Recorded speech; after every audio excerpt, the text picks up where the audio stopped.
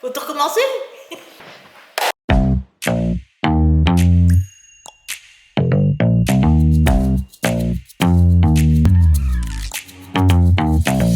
Voilà, maintenant tu es chauffé. Je suis toute chauffée. Alors, Anne, Oui. tu peux résumer si tu veux, parce qu'on a enregistré précédemment et je n'ai pas enregistré en réalité, sauf le son. Oui, Donc, au pire, on pourra d'accord. remettre. Nous sommes sur le podcast À quoi tu joues, le podcast qui parle des arts vivants et particulièrement des arts vivants à Liège. Et notre premier invité dans notre deuxième épisode, puisque j'ai déjà fait un épisode avant, mais ça tu le sais déjà, c'est Anne de Thiers qui va nous parler du théâtre le moderne. Elle en a déjà longuement parlé, Voilà. mais, J'en ai déjà tellement parlé. Ça devient compliqué de trouver de nouvelles choses, en fait. mais ne me surprends pas. Dis-moi donc, on peut peut-être effectivement, les gens qui connaissent pas le théâtre le moderne, c'est un théâtre qui est situé où? À Saint-Walburge. À quel âge? Donc, il y a une quarantaine d'années que nous sommes là, Vous avez trouvé le lieu en, en 83, fin 83. après avoir cherché, Oh, on a cherché pendant 3 ou 4 ans, hein, facilement, avant de trouver ceci. avec des compagnons. Avec d'autres petits théâtres, dont le Bateau Ivre, euh, l'école de Jonson et un théâtre wallon. Un théâtre wallon, parce que nous avons joué en wallon avant. Avant, vous avez, Oui, allez. oui, oui, joué un spectacle qui s'appelait Au Dragon d'Or, traduit en wallon, la Locandia. À la base, tu me racontais, à la première version d'enregistrement qui a foiré, tu me racontais que d'abord ton métier de base, c'est... Moi, je suis technicienne de laboratoire. J'ai travaillé à l'Université de Liège pendant plus de 30 ans dans un laboratoire de recherche médicale. Rien à voir avec le théâtre. Et j'ai eu la chance d'avoir une collègue qui faisait du théâtre. Et qui t'a amené pour Et qui faire... m'a amené tout doucement le samedi soir. On n'avait rien d'autre à faire. Tu sais que tu t'ennuyais le samedi. Et voilà, on se réunissait tous les samedis, et on montait une pièce pendant un an, qu'on présentait à la fin de l'année. C'était tout petit, hein, tout petit. Dont ton premier rôle de Ibsen, enfin Dans Ibsen.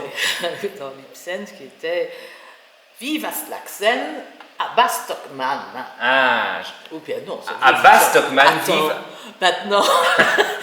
Il y a quand même, c'est en 71, hein, donc excuse-moi. je te comprenais en fait. Tu as eu ton placard à balai, me disais-tu. J'ai eu mon ici. placard à balai ici. On était très contents d'avoir une salle et mes petits camarades sont venus me trouver. J'étais à l'hôpital à ce moment-là, j'étais pas bien. Ils sont venus me dire ça y est, on a trouvé et on a même une chambre pour toi et un placard à balai pour mettre tes balais et tes seaux. Voilà. Chambre, c'était prémonitoire, tu allais dormir ici. Voilà, j'étais. Parce que si on te dit qu'il y a une chambre dans un théâtre, c'est qu'en général tu vas te faire avoir. C'était pour que je puisse aller de revenir directement de mon travail à l'UNIF ici directement pour pouvoir briquer le bazar. D'accord. Et tu n'as pas briqué toute seule, me disais-tu Non, juste bien tout à l'heure. évidemment pas. Nous avions une très très belle équipe ici. Donc au départ, pour les travaux, 13 personnes, 13 hommes qui venaient d'un petit peu partout. Et toute notre équipe, les femmes et les compagnons des comédiens qui ont mis vraiment la main à la pâte. J'avais toujours une équipe de femmes pour nettoyer ici. Attends, avec des tuyaux d'arrosage, etc. Enfin bon, c'était... Ah oui, il fallait vraiment faire au Karcher, quoi. Oui, c'était... Et c'est la ville de Liège qui vous a prêté ce local. En fait, le bâtiment appartenait à la ville de Liège et ils voulaient en faire une espèce de supérette, un supermarché, etc. Je ne sais pas pourquoi, ouf. Et ils nous l'ont proposé avec à l'époque un bail ophiotique, mais qui est devenu très lourd parce qu'on devait payer tout nous-mêmes. En fait, on avait le lieu, mais pas de subside, rien du tout, donc on devait tout refaire nous-mêmes. Et à un moment, le chauffage, l'électricité, etc., ça devenait intenable. Donc on a fait basculer ce bail emphytéotique en bail normal. Voilà. Mais la ville nous aide toujours, évidemment, les propriétaires. Maintenant, s'il y a un gros problème, ben, on fait appel à la ville, c'est eux qui viennent faire les travaux de la toiture, par exemple, d'autres choses. Alors la question que je t'ai posée aussi précédemment, mais qui commençait vraiment un tout petit peu à parler sur l'esprit du moderne, ben, c'est quoi qui le différencie des autres théâtres liégeois? Parce qu'il y en a pas mal. Mais... Ben, des autres théâtres liégeois, je ne sais pas, parce que à l'époque, il y avait quand même pas mal de petits théâtres. Hein, dans les années 70, il y avait pas mal de petits théâtres dans Liège, où on s'aidait les uns les autres, et on se passait des comédiens aussi, les uns les autres, on allait se voir beaucoup. Et tout ça s'est rétréci dans la ville. Il y a pas mal de petits théâtres qui sont morts. Et nous avons la chance d'avoir perduré parce que je pense, grâce à cette salle que l'on a pu ouvrir à des professionnels, à des accueils et nos propres productions, bien entendu. Il y a aussi quelque chose d'important que tu as dit tout à l'heure, qui était ta grande fierté, c'est d'avoir fait travailler des professionnels. Absolument. Et bien justement, alors du coup, dans toutes ces rencontres pro, tout en étant de base amateur, mais finalement en faisant presque un théâtre semi-professionnel, je ne sais pas si on peut dire ça. En tout cas, vous êtes dans la zone grise foncée du professionnel. C'est très compliqué de passer semi-professionnel.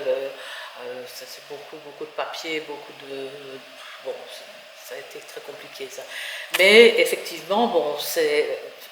Par exemple, l'un des premiers professionnels avec qui on a travaillé, c'est Philippe Sireuil. C'était quoi les plus grands défis, les plus grandes joies au tout début de la création de ce lieu? D'être en ordre pour la sécurité. Ça a été vraiment le gros défi. À l'époque, j'étais dans le conseil d'administration et je me suis vraiment beaucoup battue avec les gens de la ville, les pompiers, etc., pour qu'ils acceptent certaines choses. Et nous avons été une des salles les plus sécurisées de la ville de Liège, grâce à eux et grâce à nos travaux, évidemment, parce que je crois que c'est très difficile à imaginer comment c'était et tout ce qu'il a fallu faire ici, comme une porte de sortie par exemple. Cette porte n'existait pas, il a fallu au marteau-piqueur y aller. Enfin, bon, c'était des énormes travaux. Ça a été un gros défi. Puis, ça a été d'amener les gens. On a essayé un petit peu d'amener les gens du quartier, mais ça n'est pas facile. Assez bizarrement, quand tu es dans un quartier, c'est pas nécessairement le quartier qui fait vivre ce que tu es en train de faire. Bon, c'est un petit peu coquiné avec la fête des fous, puis ça n'a plus marché. Maintenant, apparemment, les jeunes renouent un petit peu avec tout ça et c'est très chouette maintenant. Il y a pendant la fête des fous, il y a des échanges, on va jouer pour eux, ils viennent ici. Enfin voilà, c'est le quartier revit un petit peu. Mais bon, tout ça, c'est sur 40 ans évidemment. Il y a tellement de choses qui se passent en 40 ans. Ouais. Regarde un petit peu, il y a toi par exemple. Il y a moi par exemple, en 40 ans, j'ai développé ma propre vie de 0 à 40, effectivement, donc 42 maintenant. Oui, le modèle va sur 42 en fait. On va sur 42. Est-ce qu'il y a une anecdote, oui, tu n'as pas parlé des plus grandes joies du coup. Ah, les plus grandes joies. Mais je dois te dire qu'au départ, vraiment, j'avais pas tellement beaucoup de joie parce que c'était tellement fatigant. Mais avoir un spectacle comme le Don Juan par exemple, où les gens se battaient devant pour rentrer, ça fait plaisir. C'est vrai que tout à coup tu te dis bon, j'ai pas fait tout ça pour rien. Cette équipe a été formidable, même s'il y a eu des hauts et des bas. Comme tout projet, comme quoi. dans tout projet, voilà, enfin, comme dans toute équipe, bon, à partir du moment où tu mets deux personnes, plus de deux personnes ensemble, ça devient parfois le bouset, quoi, hein. Ben oui. Donc quand t'en mets 40, c'est C'était forcément. 40. On était beaucoup, hein, on était beaucoup. C'est ça qui a permis de faire tenir justement le bateau jusqu'à la rive suivante, parce que c'est quand même un On gros est, oui, bâtiment, c'est oui, beaucoup de oui, responsabilités, c'est oui, beaucoup de oui, oui, tout à travaux, c'est fait. beaucoup de motivation. Pour Oui, ne oui. pas jouer tout de suite en plus, parce qu'à la En base, plus, oui, vous ah, êtes oui, non, amateur, vous voulez jouer, vous voulez oui. pas Ah oui, on faire n'était de pas, l'architecture. absolument pas, absolument pas. Mais voilà, c'est tout ça mis ensemble. Et puis, bon, il y a eu des découragements, évidemment. Mais je me souviens d'une petite anecdote. On était vraiment dans le fond du fond avec les finances. On ne savait plus très bien. La comptabilité devenait un truc invraisemblable. Nous, on n'était pas. Moi, j'ai fait la comptabilité au départ, mais bon, c'était ma petite comptabilité comme en bon père de famille, comme on Mhm. dit. Et puis, bon, tout d'un coup, il a fallu avoir des gens. Et puis, comme je dis toujours, quand tu as besoin d'un ange, parfois il tombe du ciel. Et cet ange, effectivement, est tombé du ciel. Il s'appelait Daniel Henry. Mhm. Et qui m'a dit, si tu veux, je m'y connais un petit peu, je peux vous donner un petit coup de main. J'ai donc dit, oh oui. Et comme il était prof de comptabilité, ben voilà, il a repris la comptabilité, et puis il a joué un petit peu, et puis il a mis en scène, et puis ben, tout, voilà, tout se met en place comme ça. Et puis il est parti. Et en plus dans l'artistique, du coup, Et tout, voilà. c'est vous qui avez donné un virus en fait. Oui. Ben justement, vous avez donné pas mal de virus, je crois, à pas mal de gens, parce que moi j'en fais partie. C'est vrai? Oui, oui, oui, oui. Et, et je vois que tu as toi-même ta petite émotion Ah ben là-dessus. oui, Oui, j'ai non, fait ça. moi c'était vraiment. Et justement, tu parlais de Daniel Henry. Je crois que j'ai toujours eu cette flamme de vouloir être sur scène et de vouloir faire ça professionnellement. Je crois que ce qui m'a vraiment permis de le respirer, de le faire, c'est le bizarre incident du chien pendant la nuit. Ah ben faut dire que c'était un super spectacle, hein. C'est vrai. Et parce que c'était un travail qui était très différent de Mhm. tout ce que j'ai déjà pu faire, qui Ouais. était peut-être plus accessible sans avoir à faire des études d'art professionnel. Mais ça, c'était quand même complexe parce qu'il y a une histoire d'enfants autistes, qu'il y avait des familles d'autistes qui Oui, venaient après c'était témoigner. des moments très forts, effectivement. Je me souviens, dans la cafétéria, quand on discutait avec ces mamans d'enfants autistes, moi, j'avais toujours la boule au ventre. C'était des grands moments. Voilà, c'est ça aussi le théâtre. C'est Hmm. ça que j'aime bien dans le théâtre, c'est de pouvoir faire des rencontres, apprendre toujours quelque chose de nouveau. Il y a la technique qui évolue. Il y a, bon, au départ, on avait des comment ça s'appelait déjà? C'est un JN8, ça s'appelait. Bon, pour faire les éclairages, il y avait 7 ou 8 cachets comme ça, et avec un balai pour faire le noir, on tirait comme ça. Ah ok, d'accord, d'accord. Oui, pour relever le machin et comme Non, ça. pour éteindre, hein, par exemple. Et puis alors, si tu as, enfin, tu n'as jamais vu le Non. JN8? Je crois qu'il est toujours ici, je te le montrerai. Ok. Oui, oui, parce qu'après, il y a toute une structure aussi au niveau des décors, ça a vachement évolué, parce que Tout la à scène, elle fait, était hein. surélevée, justement, On pour a fait, différencier des oui, de chiens. tout, oui. Avant, elle était plus Oui. basse. On- Euh, Est-ce qu'il y a, donc, justement, c'est les finances qui ont failli faire tout capoter, en fait, à la base. oui, c'était très dur, hein. C'est très dur parce que l'argent sortait, et puis bon, bah, ce qui rentrait, c'était pas suffisant, et puis on ne savait pas très bien comment s'y prendre, et tout ça s'est mis en place professionnellement. C'est à ce moment-là qu'on a engagé des gens pour nous aider. C'est quelle année, plus ou moins? Oh là là. Donc, toujours dans les années 80, on est Oh, beaucoup non, on plus est plus tard. loin, on est plus loin. On est dans les fin des années 80 peut-être, quelque chose comme, ou début des années 90, je ne sais plus exactement. J'ai des gens comme, il fallait une secrétaire, il fallait une comptable, parce que Daniel était trésorier, mais pas, il a engagé Dominique comme comptable. Et puis, on a engagé des gens pour faire des ateliers parce que il fallait faire rentrer de l'argent. Et grâce aux ateliers, bah, on a pu avoir une petite respiration. On a aussi, à quelques-uns d'entre nous, ont mis de l'argent. On a fait des bons, des bons. Pendant 3 ans, on donnait, je sais pas moi, à l'époque c'était en francs, 10 000 francs par exemple. Et puis on récupérait ça sous forme de coupons, un petit peu comme à la banque. Mais donc on avait injecté de l'argent nous-mêmes pour Ah ouais. pouvoir. Ben oui.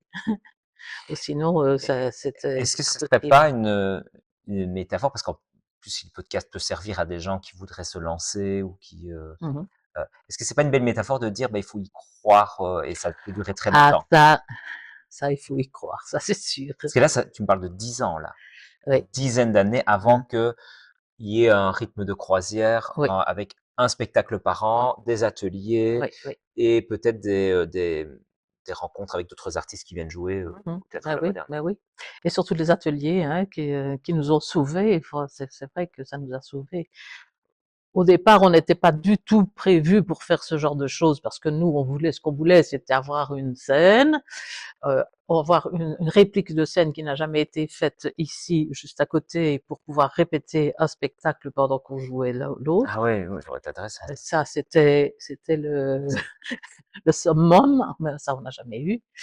Et puis, bon, ben, avec les ateliers, les enfants, un petit peu partout, ça a rapporté des sous et ça a rapporté aussi des gens, parce que ces enfants-là ont continué et sont maintenant dans le conseil Tu d'administration, parles d'un certain Jérôme, d'une par certaine exemple. Dalia, oui, oui, je vois très bien, ouais, ouais. Et des gens, des rencontres, comme Sarah, qui sont Bien sûr, tard.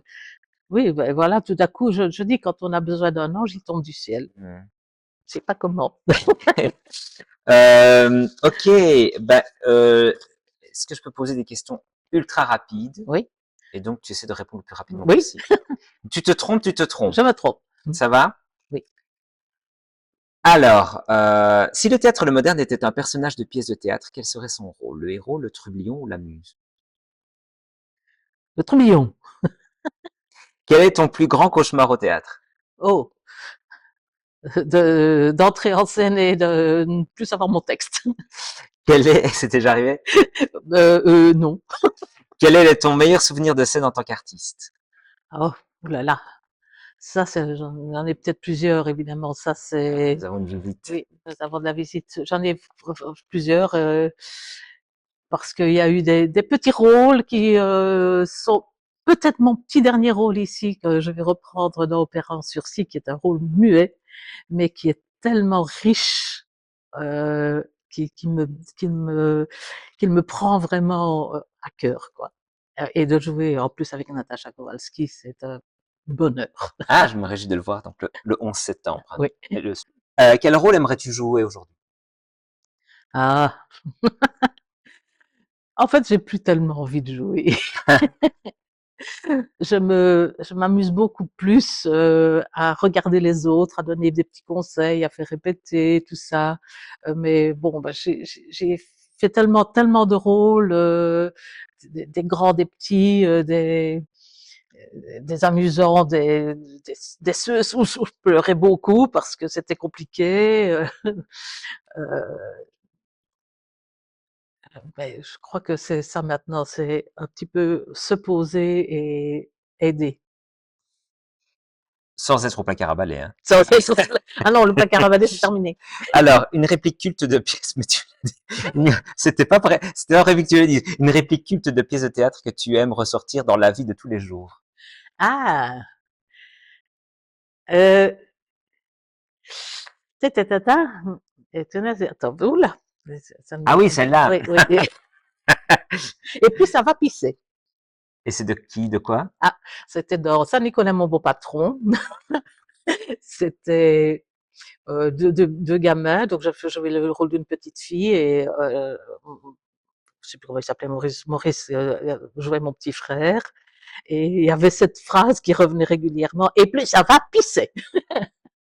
Et Et tu la je ressors souvent. la ressors souvent. Alors, plutôt rideau rouge velours ou scène nue et brute? Bon, c'est nu et brut. Tu aimes le nu. Euh, C'est une question subsidiaire. bah, oui, ça m'est arrivé aussi d'être nue en scène, mais franchement, c'est parce qu'il fallait vraiment. Sinon, ce n'est pas le genre de truc Hmm. qui, qui me titille. Plutôt comédie ou drame? Ah, on peut les deux. Je trouve qu'il faut les deux. Tragicomédie. Enfin, par exemple, alors. Si tu parles de Opéra en sursis, tu seras plus dans le Ah, dans c'est quoi? plutôt le drame. Peux-tu, Qu'est-ce quand qu'est-ce j'ai écrit cette question, j'ai pensé à toi. Peux-tu mimer un artiste avant de monter sur scène?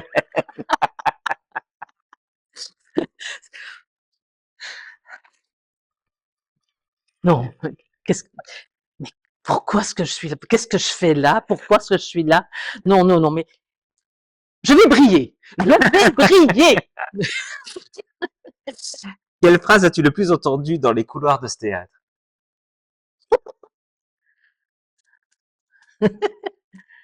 Silence. Pas mal. Imagine que le théâtre moderne puisse parler. Quelle serait la première chose qu'il te dirait sur son histoire, ses secrets ou ses rêves les plus fous? Attends, on a des questions, non des dieux. Ce serait ce qu'il dirait? Qu'est-ce qu'il dirait? Merci. C'est très bien. Une chanson sur laquelle tu rêves de venir saluer le public. J'aime beaucoup, en fait, voilà, je reviens sur Opéra en sursis, où on a le Mozart, qui me fait pleurer chaque fois. Donc voilà, c'est une musique qui est très prenante et d'ailleurs quand on a joué le Don Juan ici, c'était toute la musique était basée sur l'opéra de Don Juan, donc on avait des baffles partout et on avait cette musique qui nous prenait. Il y a des spectateurs qui m'ont dit on revient pour écouter la musique et vos voix. Ah ouais. C'était, voilà, mais moi j'aime beaucoup le classique.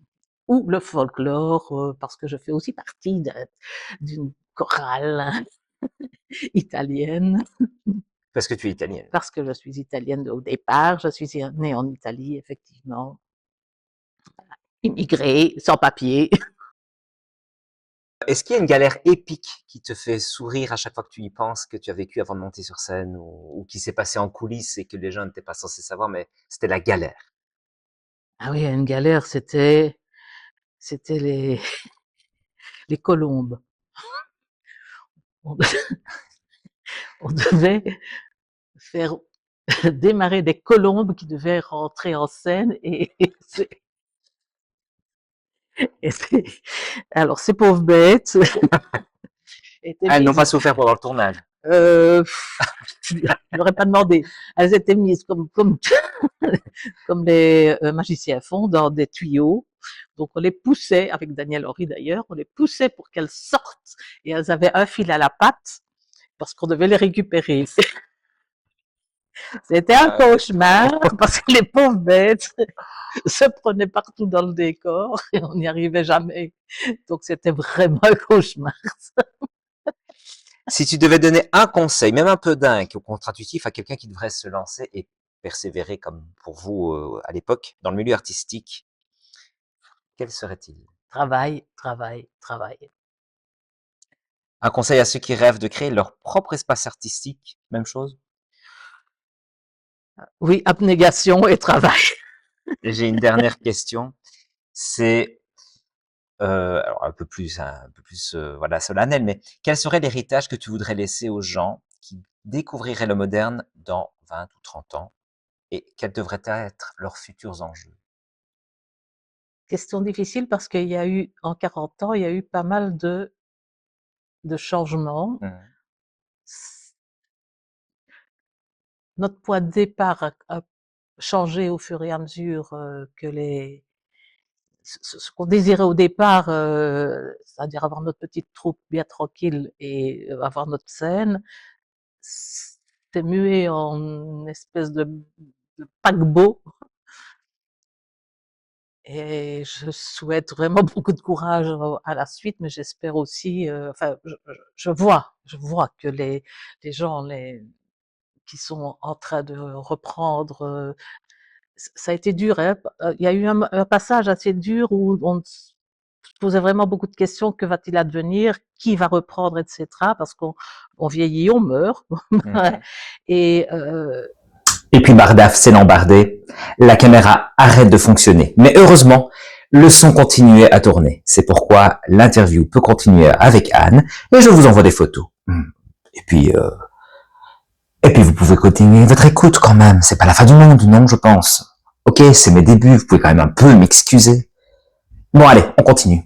que va-t-il advenir? Et je m'aperçois que il se passe autre chose que ce qu'on avait fait au départ, qu'on avait prévu au départ, mais c'est jouissif. Voilà. C'est plutôt beau comme réponse. Merci. Oui, non. Mais voilà, c'est ce qui me vient là. Ça m'émeut. Pardon le micro. Ça m'émeut chaque fois. Effectivement, quand je vois que les jeunes reprennent et que ça roule. Et bon, j'espère qu'avec les, les sous qui doivent rentrer aussi, que ça va bien se passer, qu'on peut toujours garder le personnel surtout, et voilà, ça c'est autre chose, mais ça c'est plus politique, ça ne dépend pas de nous malheureusement. En tout cas, merci pour tout. Merci à toi. Moi, ce qui m'aime beaucoup, c'est d'avoir pu interroger quelqu'un qui est quand même fondateur d'un endroit où j'ai pu créer mon espace de cri, dans tous les sens du terme, parce que je me suis déjà retrouvé à poil sur ces escaliers, à dormir ici, à créer en 48 heures, à jouer à un enfant autiste, à jouer à un acteur porno gay ou même une boîte de canettes en C'est vrai. chantant en Ah oui. chanson, ou ou encore un monstre avec un bélier magicien. Donc il y a eu pas mal de choses et surtout des comédies musicales. Donc en fait, merci d'abord d'avoir créé cet espace de vie Ben, j'étais pas qui est devenu seule, un hein. paquebot. J'étais pas seule du tout, hein. Ben, Voilà. à travers toi, je dis merci à tous ceux Oui. qui sont Malheureusement, soit plus là ou soit malheureusement, il y en encore a loin. beaucoup qui ne sont plus là, oui. Et puis ben voilà, donc j'espère que du coup ça t'a donné envie de poursuivre plein d'autres projets. On verra en sursis le 11 Le 11 septembre. septembre, à la Cité Miroir, c'est la première fois qu'on va faire une décentralisation. C'est vrai, c'est la première fois? Non. Non, c'est peut-être pas la première fois, mais c'est quand même un engagement comme ça, ça a été rare. Ouais, parce que là, c'est gros, hein, la Cité Miroir, ça Ah fait ouais. tout de suite province de Oui, Liège qui s'occupe de quelque oui, chose. oui. Et puis c'est politique, hein, c'est Ouais. quand même pas mal politisé. Donc c'est pour ça qu'on nous a choisi ce spectacle-là, parce que ce spectacle parle quand même de choses vraiment pas drôles sur le Chili, Pinochet et autres. C'est Mm. pas, voilà. Et on espère le faire tourner, du coup. Mais ce serait bien, ce serait Bon, chouette. tu joues en muet, donc ton Ouais, texte, tu dois pas le revoir tout le voilà, temps. non, mais Le problème, c'est pas ça. croit, on croit que c'est facile. Ah non, alors absolument pas, parce que ça demande de l'écoute et de l'abnégation, du coup, beaucoup plus forte que peut-être qu'on peut sortir des répliques. Voilà. Donc ça, je vois très très bien. Voilà, et ben merci beaucoup en tout cas. Eh bien, merci à toi. Eh ben bisous. Ben voilà. Prochaine, À une tu es prochaine. dans Mange. Non, je suis pas dans Mange. Et pourquoi tu n'es pas dans Mange, toi? Mais parce qu'en fait, je suis en train de faire mon deuxième seul en scène qui me prend un temps de Hein? dingue. Et donc, si je commence à investir du temps dans d'autres projets, et j'en ai aussi d'autres professionnels, du coup, je n'ai plus beaucoup de temps pour moi. Ben oui. Nous avons continué à avoir une longue conversation avec Anne sur le bar du moderne, enfin sur le bar, dans le bar, mais parfois au moderne ça se termine aussi sur le bar. Mais ça, vous n'avez qu'à venir voir les spectacles et surtout rester après les spectacles, vous comprendrez de quoi je parle. Ceci dit, l'interview était très intéressante, non seulement parce que Anne est un pilier du moderne, un des piliers du moderne, dirait-elle, mais aussi parce que je pense que c'est un héritage hyper important dans la culture liégeoise. Une personne de cette envergure qui a connu 40 ans de culture à Liège, c'est une personne qui a aussi une vision de ce que sera peut-être le théâtre au futur. Une vision de tous les combats qu'il faut continuer à mener et pourquoi le théâtre doit continuer à exister. J'ai vraiment été ému de l'interroger parce que c'est une personne que d'abord que j'apprécie, qui est une amie, mais c'est aussi une personne qui fait partie de ces gens complètement fous où je me dis, mais est-ce que moi j'aurais été capable de faire tout ça, d'investir bénévolement mon temps, mon argent pour une passion? Alors je crois que oui, en fait, quelque part, parce que c'est ce que j'ai fait, mais pas à cette envergure-là. Et cette envergure-là, 40 ans plus tard, c'est vraiment quelque chose qui m'épate. Et pour tout ça, je voudrais remercier toutes ces personnes qui sont peut-être plus là pour que je les embrasse, mais aussi toutes ces personnes qui sont encore là au moderne pour pouvoir dire bah merci, vraiment, un grand merci. La conversation a duré très longtemps, c'est pour ça que je l'ai un peu écourtée.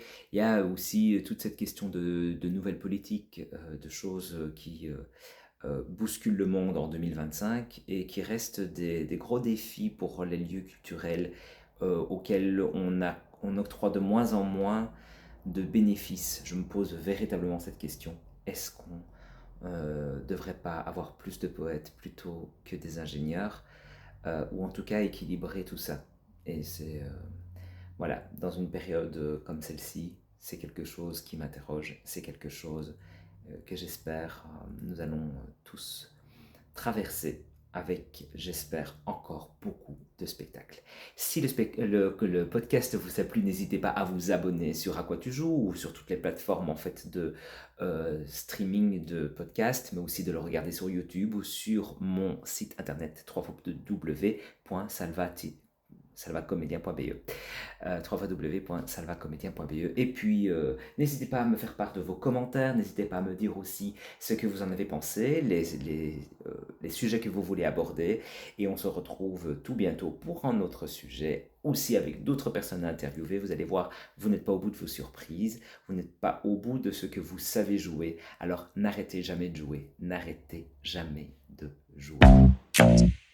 Vous venez d'écouter le podcast À quoi tu joues, un podcast dédié aux arts de la scène. Je m'appelle Salvatore Giunta, je suis comédien, metteur en scène et directeur d'acteur. Et j'adore jouer. Alors, si vous avez aimé ce podcast, n'hésitez pas à le noter 5 étoiles et à le partager tout autour de vous. Parce que bon, après tout, hein, ça fait pas de mal.